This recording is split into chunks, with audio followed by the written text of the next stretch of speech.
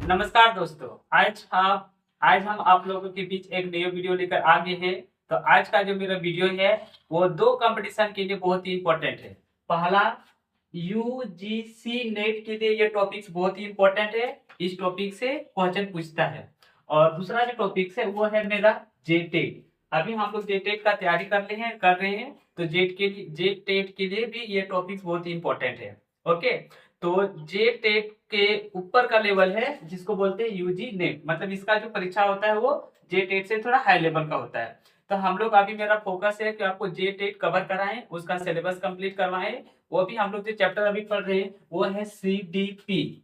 ठीक है, कौन सा चैप्टर पढ़ रहे हैं?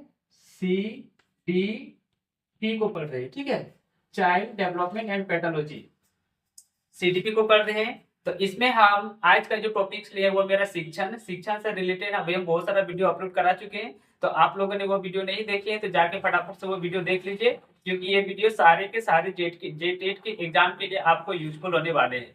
तो आज हम लोग जो इससे प्रीवियस चैप्टर हम लोग पढ़े थे, पिछला चैप्टर जो पढ़े थे उसमें हम लोग पढ़े थे स्टेप ऑफ लर्निंग।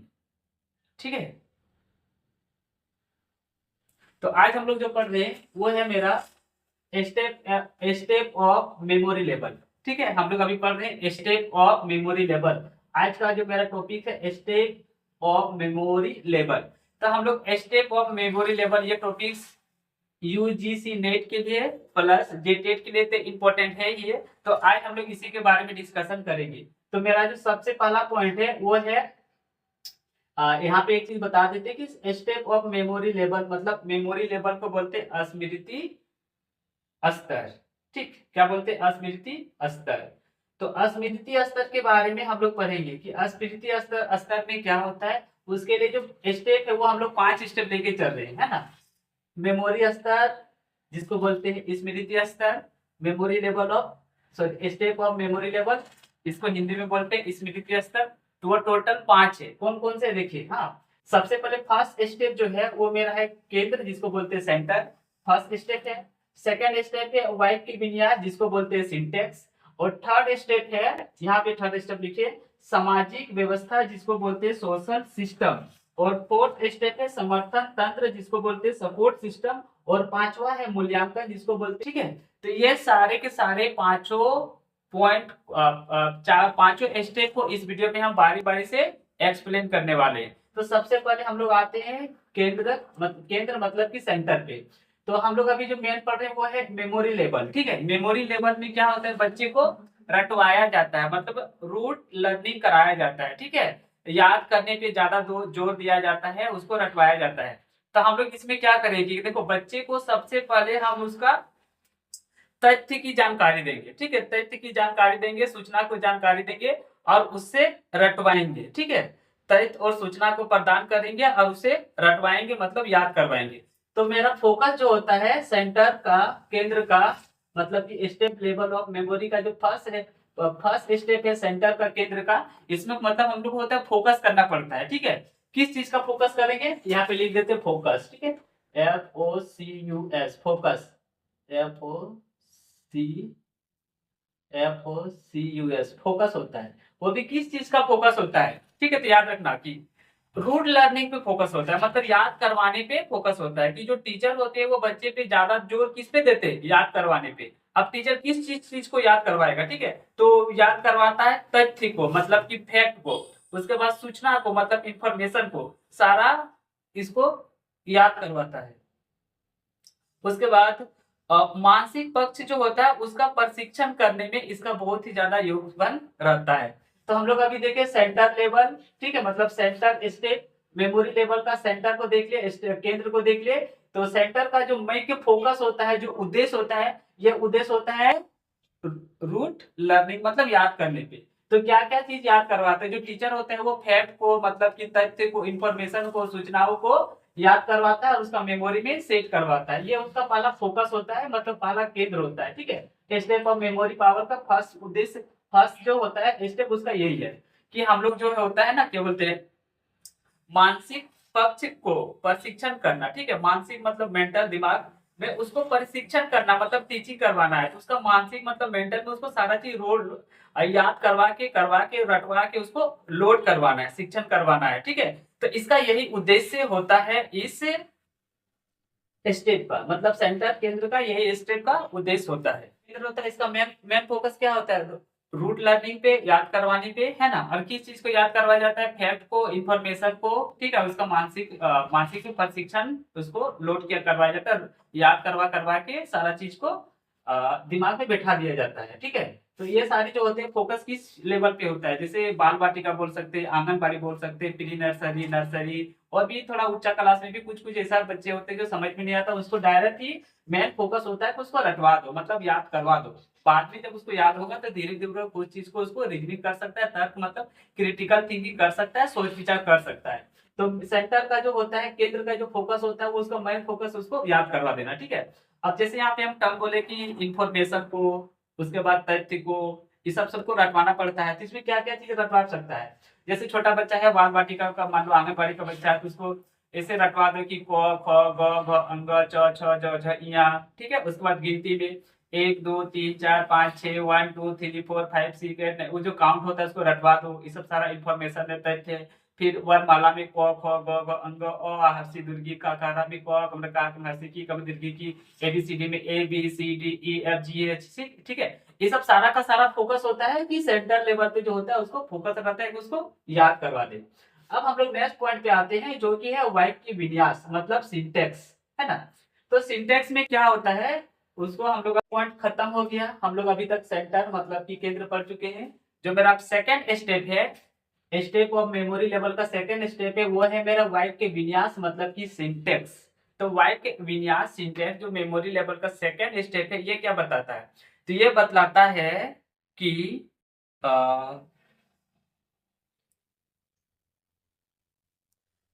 हाँ, तो वाक्य विन्यास सिंटेक्स ये बताता है कि जो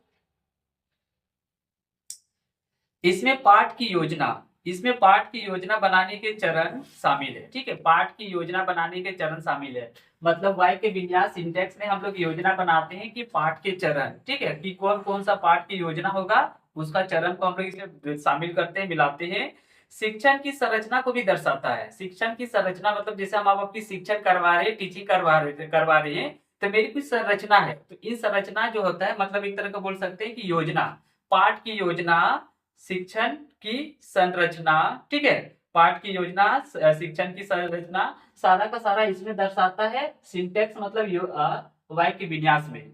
तो हमको लगता है अभी तक आपको अच्छा समझ में नहीं आया होगा, तो सुनिए, देखिए इसको समझाने के लिए, ठीक है, वाक्य विन्यास सिंटेक्स जिसमें होता है कि पाठ की योजना मतलब योजना बनाया जाता है कि कैसे आपको टीचिंग करवाना है, पाठ करवाना है, ठीक है। और इसमें संरचना वगैरह जो होता है ना, शिक्षण की संरचना शामिल है, ठीक है। पाठ की योजना, चरण, योजना बनाने के चरण मतलब कौन कौन से चरण है, पाठ की योजना बनाने के कौन कौन से चरण है, ठीक है। तो उसके बाद कौन कौन से चरण हम लोग यूज भी करते हैं टीचिंग में, और संरचना बनाने के, संरचना बनाने को भी दर्शाता है। तो इसमें जो होता है ना, ये एक नाम आता है जिसका नाम आता है जोहान फ्रेडरिक हर्बर्ट, जो एक जर्मन देश के रहने वाले थे, जिसको बोलते हैं जोहान फ्रेडरिक, है ना, जे एफ हर्बर्ट। तो हम इसको बोलेंगे शॉर्ट में जे एफ हर्बर्ट। तो ये ना एक योजना दिए हुए थे, जिसको योजना को बोलते हैं पंच प्रणाली मतलब औपचारिक चरण, ठीक है। तो पंच प्रणाली औपचारिक चरण, ये जर्मन देश के जो मनोवैज्ञानिक शास्त्री थे, मनोशास्त्री थे, ठीक है, साइकोलॉजिस्ट बोल सकते हैं, जोहान फ्रेडरिक मतलब जे एफ हर्बर्ट, इसने ये 5 प्रणाली दिया हुआ है। इसको इन 5 प्रणाली के नाम से भी जाना जाता है, पंच प्रणाली के नाम से भी जाना जाता है। तो इसने ये बताया था कि जो वाक्य विन्यास होता है, सिंटेक्स होता है, वो पाठ की योजना के चरण को कैसे हम लोग स्टेप बाय स्टेप उसको सीख सकते हैं, ठीक है, मतलब कि शिक्षण की संरचना को कैसे दर्शा सकते हैं स्टेप बाय स्टेप। तो सबसे पहला उसने जो स्टेप दिया था वो था प्रस्तावना, जिसको बोलते हैं प्रिपरेशन, है ना। हम लोग प्रिपरेशन करते हैं, अभी हम सारा चीज एक एक लाइन से डिफिनेशन एक्सप्लेन करेंगे। तो पहले प्रस्तावना दिया है, ठीक, जिसको बोलते हैं प्रिपरेशन, मतलब कि ये कौन दिया है, ये जो चरण दिया है वो जे एफ हर्बर्ट का दिया हुआ है। सेकंड है प्रस्तुतिकरण मतलब कि प्रेजेंटेशन। थर्ड है तुलना मतलब एसोसिएशन। और फोर्थ है सामान्यीकरण मतलब कि जी जनरेशन, हाँ, जनरे जनरलाइजेशन, ठीक है। उसके बाद फोर्थ में आ जाता है प्रयोग यानी कि एप्लीकेशन। तो ये पांचों प्रणाली इसको बोलते हैं पंच प्रणाली। जो दिया है वो J.F. हर्बर्ट के द्वारा ये दिया गया है। और ये सब सारा का सारा आता है सिंटेक्स का अंतर मतलब वाक्य के विन्यास के अंतर्गत आता है ना। तो इसमें क्या होता है कि पाठ की योजना के चरण को बताया जाता है, जैसे अभी बारी बारी से बताने वाले हैं। और जितने भी संरचना को दर्शाता है सारा इसी में आता है। तो हम लोग सबसे पहले प्रस्तावना मतलब प्रिपरेशन को देखते हैं कि इसमें क्या होता है, ठीक है। तो J.F. हर्बर्ट का इसमें जो प्रस्तावना दिया प्रिपरेशन मतलब टीचिंग में, इसका क्या मतलब है, इसका क्या उद्देश्य है। प्रिपरेशन का मतलब होता है, ठीक है, देखिए पंच प्रणाली जो कि J.F. हर्बर्ट का दिया हुआ है प्रस्तावना प्रिपरेशन, इसका फर्स्ट जो स्टेप है हाँ प्रस्तावना प्रिपरेशन। इसका मतलब ये होता है कि नए ज्ञान को पूर्व ज्ञान के साथ जोड़ना, ठीक है, नए इंफॉर्मेशन को पूर्व इंफॉर्मेशन के साथ जोड़ना। जैसे अभी देखो मेरे को इसका तो मेन पॉइंट ये हो गया कि नए विचार को, नए ज्ञान को, नए इंफॉर्मेशन को पूर्व ज्ञान मतलब पूर्व तथ्यों के साथ उसको जोड़ना। अगर आपको समझ में नहीं आया हो तो आपको हम बता दें। जैसे आपका कोई दोस्त आपको यह बताता है कि गाय जो है वो दूध देती है, उसके 4 पैर होते हैं, ठीक है। गाय के 4 पैर होते होते वो दूध देती है, ठीक है। और वो घास खाती है, जंगल में रहती है। तो ये आपका आपके माइंड में ये सेट हो गया कि कोई आपने बताया, ठीक है, आपने ये रट भी लिया। हम यहाँ पे पढ़ रहे हैं कि step of memory level. Memory level मतलब हम रट लिए, ठीक है। क्या रट लिए कि गाय के 4 पैर होते हैं और वे घास खाती है और वो दूध देती है। उसके बाद ये आप मेरा कुछ दिन तक नियम चला, मतलब कुछ दिन तक मेरा माइंड में सेट हो गया है। 1 हफ्ता, 2 हफ्ता, 3 हफ्ता, 4 हफ्ता या 1-2 साल तक, ठीक है। उसके बाद आप देखते हैं कि अगल बगल पड़ोस में कोई और एक गाय आ जाती है, या फिर मार्केट में या फिर कहीं घूमने जाते हैं तो वहां पे गाय देखते हैं। तो वो जो गाय देख रही है ना, वो देख रहा है कि वो चावल भी खा जा रहा है ना। तो फिर सोचेगा कि ये गाय है कि नहीं है, क्योंकि ये तो चावल खा रही है। आप बोला था कि जैसे गाय बछड़ा देने से पहले दूध नहीं देती है, तो फिर लगेगा कि ये दूध देती है कि नहीं देती है, गाय है कि नहीं है। और इससे पहले आपको जो पूर्व नॉलेज था उसमें था कि गाय का सींग था, लेकिन इस गाय में सींग नहीं है। तो फिर आप ये कंपेयर कीजिएगा कि इस गाय का सींग नहीं है, इसमें सींग है। तो इस तरह से नए जो होता है ना कि आप आ, क्या बोल रहे हैं प्रणाली हाँ प्रस्तावना मतलब प्रिपरेशन कर रहे हैं, पूर्व ज्ञान को नए ज्ञान के साथ जोड़ रहे हैं, मतलब उसको तुलना कर रहे हैं, ठीक है। तो उसके बाद आपका जो दोस्त आएगा वो आपको हेल्प करेगा, बोलेगा नहीं नहीं ये गाय ही है, ठीक है। किसी किसी का गाय का सींग होता है, किसी किसी का गाय का सींग नहीं होता है। तो ये आपको माइंड में बैठा के अब उसको क्या किए, माइंड में सेट कर लिए। तो नए ज्ञान को जोड़ लिए ना कि गाय का सींग हो भी सकता है और गाय का सींग नहीं भी हो सकता है। गाय घास भी खाती है और गाय भात भी खा सकती है, मतलब चावल भी खा सकती है। गाय जंगल में भी रह सकती है और गाय घर में भी रह सकती है। गाय के बहुत सारा वेरायटी गुण है, प्रॉपर्टी है, ठीक है। तो इस तरह से आपने क्या किया, जितना पुराना ज्ञान था उसको नया ज्ञान के साथ ऐड कर लिया, मतलब जोड़ लिए। तो ये बता रहा था पंच प्रणाली औपचारिक J.F. हर्बर्ट के द्वारा, जिसको बोलते हैं प्रस्तावना मतलब प्रिपरेशन, ठीक है। प्रिपरेशन मतलब नए ज्ञान को पूर्व ज्ञान के साथ उसको जोड़ना, जैसा हो गया हमको बताइए। अब थर्ड में आता है प्रस्तुतिकरण मतलब नहीं, सेकंड में आता है प्रस्तुतिकरण प्रेजेंटेशन। ये भी J.F. हर्बर्ट के द्वारा दिया गया है। तो हम लोग सेकंड देख रहे थे हाँ प्रस्तुतिकरण मतलब प्रेजेंटेशन। तो अब हम लोग शिक्षण को किस तरह से प्रेजेंटेशन दे सकते हैं, मतलब कि प्रस्तुत कर सकते हैं, ठीक है। तो हम लोग क्लास में किसी भी बच्चे को, जैसे अभी हम आपको शिक्षण करवा रहे हैं, तो अभी हम आपको प्रेजेंटेशन दे रहे हैं, अपना प्रेजेंटेशन दे रहे हैं, मतलब कि अपना प्रस्तुतिकरण आपको प्रस्तुत कर रहे हैं। इसमें क्या होता है प्रस्तुतिकरण प्रेजेंटेशन में, सबसे पहले जो टीचर होता है, मतलब ये जो चरण है प्रस्तुतिकरण प्रेजेंटेशन, इस चरण में क्या होता है कि छात्रों के सामने नए विषय वस्तु प्रस्तुत की जाती है। याद रखना क्या प्रस्तुत की जाती है, विषय वस्तु, ठीक है। विषय के बारे में वस्तु, विषय मतलब जैसे अभी हमको जेटेट का पढ़ा रहे हैं, हाँ यूजीसी नेट के बारे में पढ़ा रहे हैं, तो उसके बारे में वस्तु कुछ समझाने के लिए, जैसे अभी हम बुक वगैरह चौक वगैरह यूज किए, ये सब नहीं होगा, लेकिन उससे रिलेटेड समझाने के लिए, ठीक है। तो विषय वस्तु प्रस्तुत की जाती है विभिन्न शिक्षण विधियों, ठीक है। विभिन्न शिक्षण विधियों मतलब अलग अलग जो शिक्षण का विधि है ना, मेथड है, उसका यूज किया जाता है, ठीक है। याद रखना difference teaching material, difference teaching method और उदाहरण मतलब एग्जांपल देकर इसका प्रयोग कर कर पाठ को विस्तार से समझाने में मदद करते हैं, ठीक है। लेने का समझ में आ गया कि हम आपको समझाना चाहते हैं कि जेटे, अब भी मेरा टॉपिक्स है यूजीसी का जो टॉपिक्स है प्रस्तुतिकरण, मतलब प्रस्तुतिकरण नहीं, स्टेप ऑफ मेमोरी लेवल। तो स्टेप ऑफ मेमोरी लेवल हम आपको समझाने के लिए जिस भी विषय वस्तु का यूज करेंगे, जिसका भी उदाहरण देंगे, उदाहरण दे दे के आपको समझाएंगे। जैसे अभी थोड़ा देर पहले गाय का उदाहरण दिए हुए थे, है ना, गाय का उदाहरण देंगे और जिस विधि का उपयोग करेंगे, जैसे अभी अभी हमको बोल रहे हैं तो लेक्चर मेथड हो सकता है, बहुत सारा टीचिंग मेथड होता है ना, प्ले मेथड होता है, एक्टिविटी होता है। तो खैर इसमें इस मेथड में एक्टिविटी वगैरह थोड़ा भी नहीं होता, ऑनलाइन क्लास मोड पे चल रहा है इसलिए।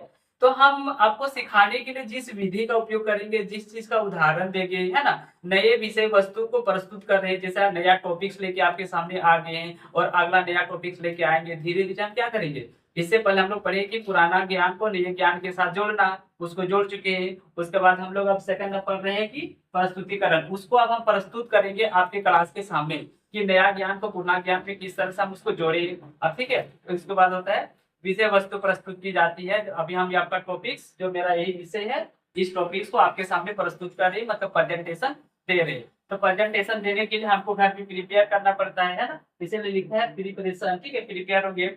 उसके बाद आपको समझाने के लिए हमको बहुत सारा टीचिंग मटेरियल का भी यूज करना पड़ेगा और टीचिंग मेथड का भी यूज करना पड़ेगा। तो हम टीचिंग मेथड का आपको समझाने के लिए यूज करेंगे, है ना। तो मॉक टेस्ट हो गया, ठीक है, उसके बाद एमसीक्यू हो गया, प्रीवियस ईयर क्वेश्चन आंसर का भी हेल्प ले सकते हैं, बुक का भी हेल्प ले सकते हैं, जिसको बोलते हैं टीचिंग लर्निंग मटेरियल, है ना। Teaching MLT, teaching learning material से आपको समझाएंगे। उसके बाद बहुत सारा उदाहरण दे दे के समझाएंगे। तो आपको समझाने के लिए हम जो चीज सारा जो जो चीज करेंगे ना, जो जो विधि का उपयोग करेंगे, जो जो उदाहरण देंगे, वो सब सारा आ जाता है मेरा प्रस्तुतिकरण, मतलब प्रेजेंटेशन। ठीक है, तो इसमें याद रखना, फर्स्ट हम लोग जो पढ़े प्रस्तावना, इसमें नया ज्ञान को पूरा पुराने ज्ञान के साथ जोड़ना है और जोड़ने के बाद उसका प्रेजेंटेशन करना है क्लास में। ठीक है, प्रेजेंटेशन करने के लिए बहुत सारे टीचिंग मेथड का यूज करेंगे और मेथड का भी यूज करेंगे। और इसमें विषय वस्तु, जैसे विषय अभी मेरा है टीचिंग का, ठीक है, और इसके लिए जो जो वस्तु का यूज करेंगे सारा का सारा आ जाएगा मेरा प्रस्तुतिकरण प्रेजेंटेशन। प्रेजेंटेशन में देने के लिए हमको जो चीज यूज करेंगे सारा इसमें आ जाता है। उसके बाद आता है तुलना, मतलब एसोसिएशन। अब तुलना मतलब एसोसिएशन में हम लोग क्या करेंगे, तुलना करेंगे। ठीक है, फर्स्ट प्रस्तावना मतलब प्रिपरेशन में देखें कि जो हम नए विचार, नए गुण, नया ज्ञान सीखे, उसको पुराने ज्ञान के साथ, मतलब पुराना को नए ज्ञान के साथ, पुराना ज्ञान को नए ज्ञान के साथ जोड़ रहे थे, वो हम लोग देखे प्रस्तावना में।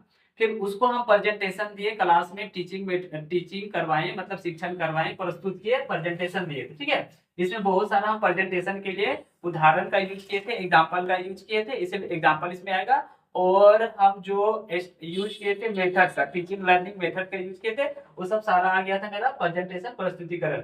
उसके बाद आप देखिए, हम जो नए ज्ञान लिए, ठीक है, नया ज्ञान जो सीखे हैं, वो मतलब पुराने ज्ञान को नए अनुभव के साथ इसमें तुलना करेंगे। ठीक है, हम इसमें क्या करेंगे, तुलना करेंगे, जिसको बोलते हैं एसोसिएशन, तुलना करना। इसमें हम क्या करेंगे, देखो, नए ज्ञान को, ठीक है, नए विचारों को, नए ज्ञान को, नए विचारों को पुराने अनुभव के साथ तुलना करेंगे, है ना। नए ज्ञान को पुराने विचारों के साथ तुलना करेंगे।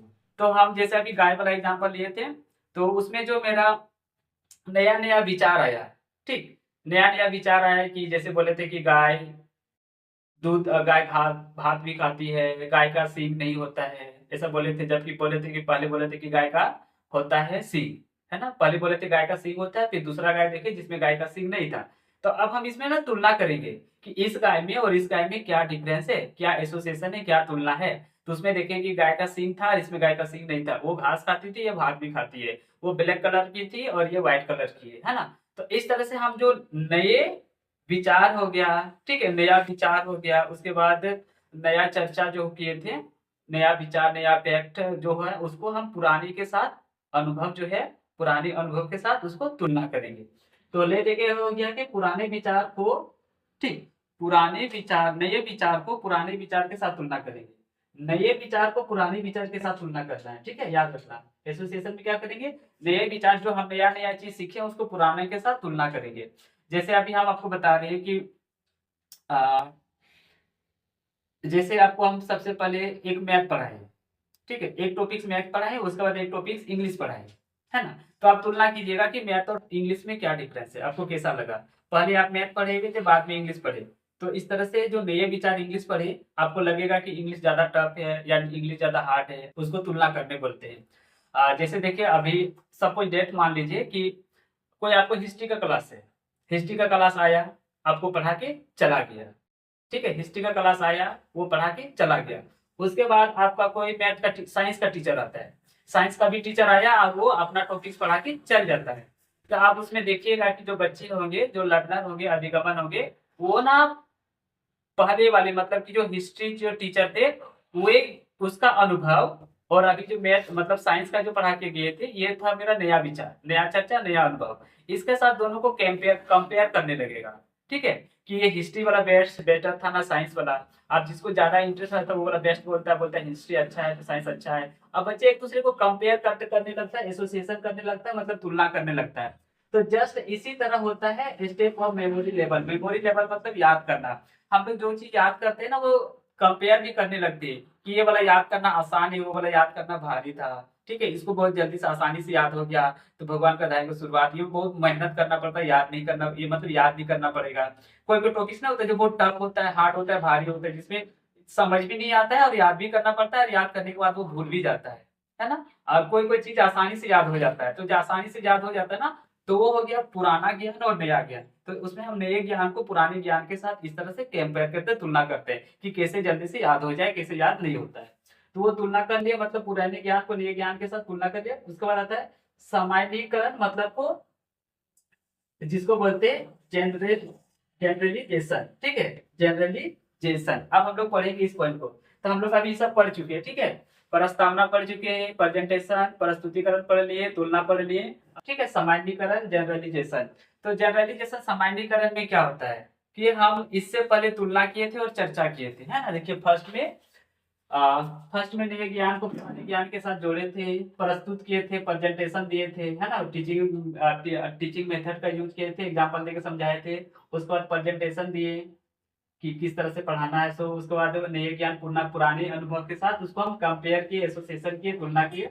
अब हम लोग जो पूर्व ज्ञान को तुलना किए थे, है ना, तुलना और चर्चा के बाद जो हम लोग पूर्व ज्ञान और पहले ज्ञान को तुलना करते हैं, चर्चा करते हैं, इसके बाद हम लोग एक उसको निष्कर्ष निकालते हैं। ठीक है, क्या निकालते हैं? निष्कर्ष। कि पहले गाय कैसी थी, अब की गाय कैसी है, पहले गाय दूध देती है, अब की गाय दूध नहीं देती है, पहले वाली ब्लैक थी, इस बार व्हाइट है, पहले वाले के 4 पैर तक है, इसका भी 4 पैर है, पहले वाले सींग मारती थी, इस बार सींग नहीं मार रही है। ठीक है ना, पहले वाले थोड़ा गाय जो थी वो अच्छी थी, इस बार भी अच्छी है या बुरी। तो ये सब सारा काम उसके बाद निष्कर्ष निकालने लगते हैं। पुराने गाय मतलब पुराने हाँ, पुराने ज्ञान का तुलना और चर्चा करने के बाद हम उसको निष्कर्ष निकालते हैं। और निष्कर्ष निकालते हुए ना अपना एक सिद्धांत का निर्माण कर लेते हैं, मतलब अपना माइंड में एक अब हम सेट कर लेते हैं। सेट किया कर लेते हैं कि हाँ, गाय दोनों तरह का होते हैं। उदाहरण दे रहे हैं ना कि गाय के पास सींग भी होती है, नहीं भी होती है, गाय दूध देती भी है, नहीं भी देती है ना। ऐसे तो नॉर्मली हर गाय देती है, लेकिन प्रेग्नेंट से पहले तो नहीं देती है। और वो पहले देखेगा तो कैसे बोलेगा? गाय ब्लैक भी होती है, व्हाइट भी होती है, रेड भी होती है, गाय अलग अलग जगहों में पाया जाता है। तो इस तरह से हम एक सिद्धांत निकाल लिया और उसका निर्माण कर लिया। ठीक है, सिद्धांतों का निर्माण करना।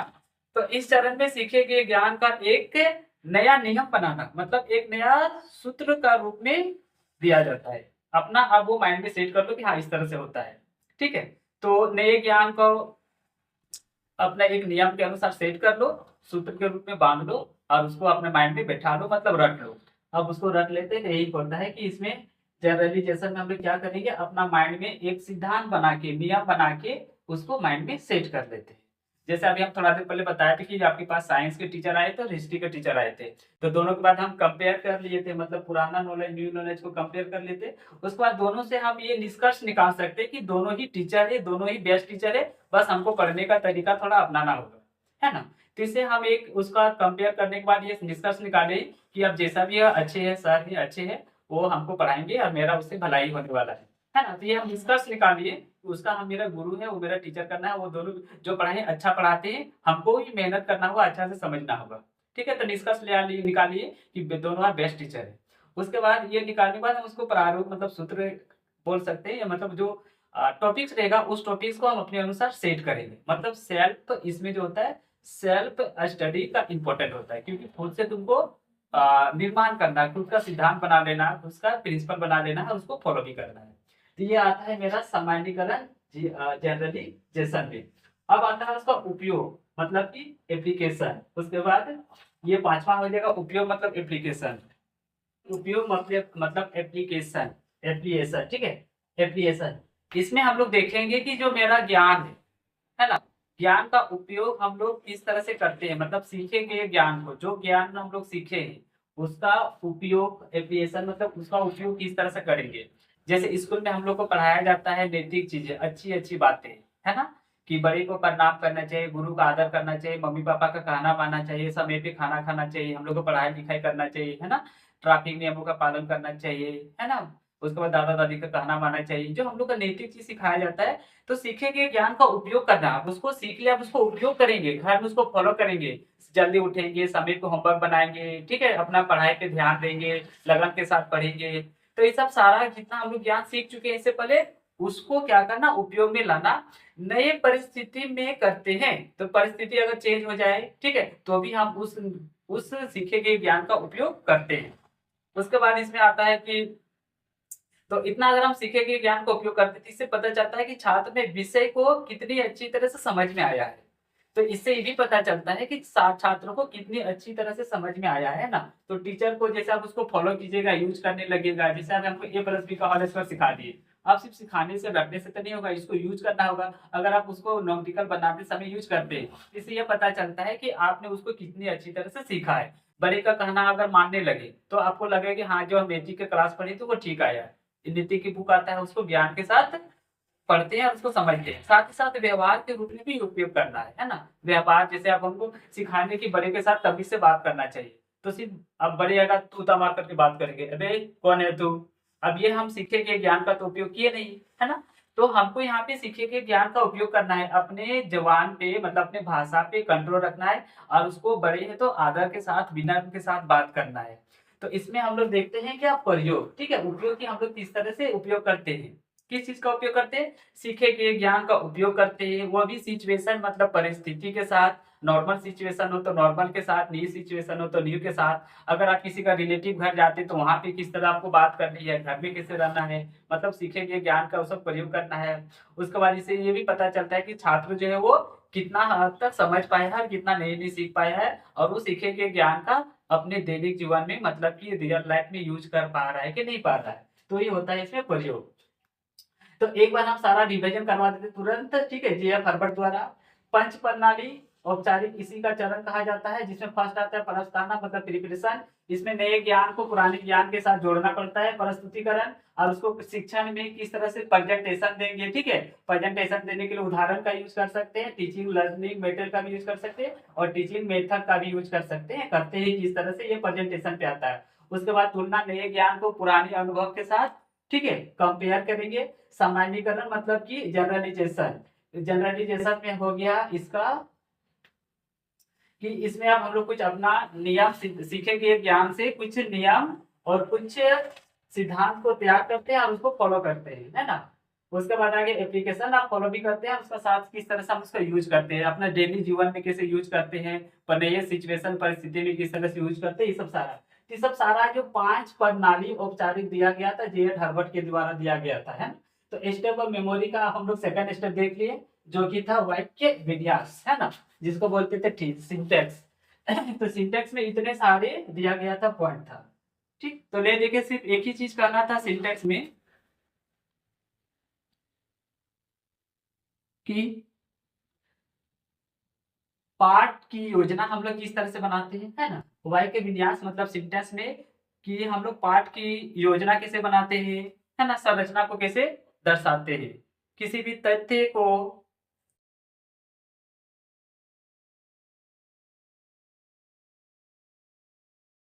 पाठ की योजना बनाने के लिए कौन कौन से चरण है, कौन कौन से स्टेप है, इसमें उपयोग करते थे। उसके बाद शिक्षण की संरचना को दर्शाया था, ये सब सारा संरचना मतलब ये सब सारा संरचना हो गया, सारा का सारा दर्शाया गया, ठीक है। तो फर्स्ट में हो गया था कि हम लोग रूट लर्निंग मतलब रटने पे जोर देते हैं। सेकंड आ गया था मेरा सिंटेक्स, जिसको बोलते हैं इस पाठ की योजना बनाना, ठीक है, पाठ की योजना बनाना शामिल है, बस इतना, पाठ की योजना बनाना शामिल है, मतलब संरचना को दर्शाता है, ठीक है, पाठ की योजना बनाई। पहले तो फोकस कर दिए, फिर पाठ का योजना बनाइए, तो योजना बनाने के इतने सारे पॉइंट थे। अब आता है मेरा थर्ड पॉइंट जो होता है सामाजिक व्यवस्था, जिसको बोलते हैं सोशल। तो सोशल सिस्टम इस स्तर पर शिक्षक की भूमिका प्रमुख होती है। जो मेन होता है वो टीचर ही होता है, ठीक है। इस स्तर पर, इस लेवल पर टीचर की भूमिका प्रमुख होती है, अब मुख्य होती है और सक्रिय होती है, मतलब एक्टिव होता है, ठीक है। जबकि जो छात्र होता है वो निष्क्रिय होता है, मतलब पॉजिटिव होता है, और शिक्षक ही पूरे कक्षा को नियंत्रित करता है ना। तो यहाँ पे हम लोग देख रहे हैं कि इसका सामाजिक व्यवस्था जो कि ये सोशल सिस्टम, इसमें क्या होता है कि मेमोरी लेवल, मतलब जब बच्चे छोटे होते हैं, इसमें बच्चे अपना तर्क वितर्क, critical thinking, problem solve, intellect development उसका नहीं होता है, जिस वजह से वो बच्चे सिर्फ क्या करते हैं, रटते हैं। लेकिन मेन रोल जो होता है वो किसका होता है, टीचर का होता है ना। क्योंकि टीचर ही उसको बोलता है और उसको रटवाता है, जैसे क ख ग घ बोलता है तो बच्चे उसको सुनते हैं। तो बच्चे यहाँ पे पार्टिसिपेट, मतलब इंटरसेक्ट नहीं करता है, एक दूसरे से बातचीत नहीं करता, सिर्फ बच्चे सुनते हैं और उसको रटते हैं। इसीलिए इस स्टेप में, इस चरण में जो स्टूडेंट है, जो बच्चा है, उसको निष्क्रिय कहा गया है, मतलब कि पॉजिटिव कहा गया है, ठीक है। सिर्फ वो सुनता है, मतलब कि लिसनिंग करता है, वो सुनता है, बच्चे को सुनता है और मुंह से बोल के रटता है। बच्चे बदले में सवाल जवाब नहीं करता है। शिक्षक ही पूरे कक्षा को संभाल के रखता है, जो टीचर होता है वही सबको संभालता है, बच्चे उस समय संभालने लायक नहीं होते, बच्चे सिर्फ बैठे रहते हैं, सुनते हैं और किसी भी चीज को रखते हैं। तो इस स्तर पे बोले कि जो शिक्षक होता है उसी का भूमिका प्रमुख होता है, क्योंकि टीचर ही मेन रोल निभाता है, क्योंकि बच्चा तो उसे कुछ करने लायक नहीं रहता है, क्योंकि सब छोटा रहता है। तो टीचर जो होता है वो एक्टिव होता है, मतलब सक्रिय होता है, और जो स्टूडेंट होता है वो निष्क्रिय होता है, मतलब पॉजिटिव होता है। ये पॉइंट समझ में आ गया। तो ये मेरा पॉइंट आता आया था सामाजिक व्यवस्था, सोशल सिस्टम पे। नेक्स्ट आता है समर्थन तंत्र, जिसको बोलते हैं सपोर्ट सिस्टम। अब सामाजिक व्यवस्था मतलब सोशल सिस्टम, ठीक है। तो सोशल सिस्टम में क्या होता है कि शिक्षण मतलब टीचिंग, टीचिंग को प्रभावी मतलब इफेक्टिव बनाने के लिए, है ना, टीचिंग को, शिक्षण को प्रभावी मतलब टीचिंग बनाने के लिए हम बहुत सारे सामग्री का यूज करते हैं, जिसको बोलते हैं टीचिंग लर्निंग मटेरियल, है ना। जैसे कौन कौन सा बोल सकते हैं, इसमें पाठ पुस्तक होता है ना, पाठ पुस्तक मतलब बुक हो गया, उसके बाद चार्ट हो गया, मॉडल हो गया, मानचित्र हो गया, इन सब का हम लोग क्या करते हैं, यूज करते हैं। क्यों यूज करते हैं, क्योंकि टीचर को, शिक्षण को, टीचिंग को इफेक्टिव बना सके। अब टीचर शिक्षण को, टीचिंग को इफेक्टिव तो बना लिए, इसके बाद इसको करना क्या है, सो उसके बाद लिखित या मौखिक हम लोग परीक्षा लेंगे, परीक्षा लेके उसमें हम लोग देखेंगे कि बच्चे कितना सीख पाए हैं, कितना हद तक उसको याद कर पाया है। सो तो सामाजिक व्यवस्था, यहाँ पे व्यवस्था लिखा मतलब क्या क्या व्यवस्था होना चाहिए, जिसको बोलते हैं सोशल सिस्टम, ठीक है। तो व्यवस्था में वही सब होता है कि हम लोग चार्ट पेपर का यूज करेंगे, वो सब व्यवस्था रहेगा तभी तो यूज करेंगे ना। मॉडल का यूज करेंगे, बुक का यूज करेंगे, टीचिंग को इफेक्टिव बनाने के लिए मानचित्र का यूज करेंगे, ठीक है। ये सब सारा होता है इफेक्टिव, मतलब उपयोग सहायक, सॉरी, हाँ, प्रभावी शिक्षण के उपयोग में ये सब सारा आता है, के लिए किया जाता है। तो ये सब होता है जिससे हम लिखित परीक्षा भी ले सके, मौखिक परीक्षा भी ले सके, और बच्चे से ये आकलन कर सके कि बच्चे ने क्या क्या सीखा है और किस किस का प्रयोग करना भी सीखा है। तो यहाँ पे पॉइंट में ही लिखा है कि सामाजिक व्यवस्था मतलब सोशल सिस्टम, ठीक। नहीं, हम लोग अभी गलती कर रहे हैं, सोशल सिस्टम नहीं बोलते, सपोर्ट सिस्टम, ठीक है। क्या बोलते हैं, सपोर्ट सिस्टम। सपोर्ट सिस्टम मतलब जो जो हमको सपोर्ट करता है, जैसे ये बोर्ड अभी हमको अभी टीचिंग में सपोर्ट किया ना, तो ये हो गया सपोर्ट सिस्टम। ये चौक है, ये बुक है, ये मार्कर है, ठीक है। ये सब सारा क्या आ जा रहा है, इसमें सपोर्ट सिस्टम में आ जा रहा है, मतलब समर्थन तंत्र में आ जा रहा है। तो इफेक्टिव टीचिंग मतलब कि प्रभावपूर्ण इफेक्ट ज्यादा पड़े, इंप्रेशन ज्यादा जमे, उसके लिए हम लोग जिस चीज का यूज करते हैं वो आ जाता है सपोर्ट सिस्टम, ठीक है।